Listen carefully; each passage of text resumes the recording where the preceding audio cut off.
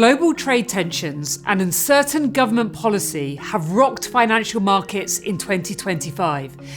This can make life tricky for investors, but there are 3 principles we stick to in these volatile times.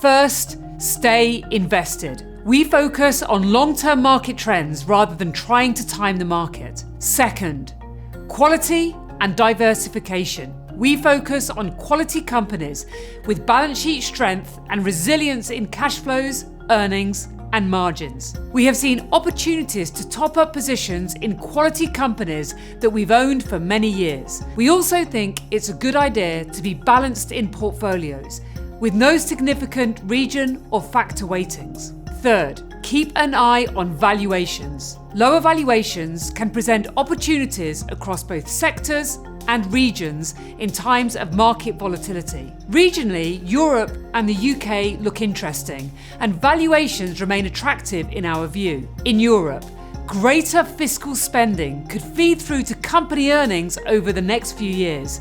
And in the UK, our analysis reveals several strong companies in service sectors that are relatively well shielded from trade tensions. The UK market also pays a higher dividend yield than most major peers. Among sectors, we like the defensive qualities of healthcare and infrastructure stocks, both of which have historically performed well in times of market stress. And we also see opportunities among gold miners, which could see a double boost from higher gold prices and lower oil prices.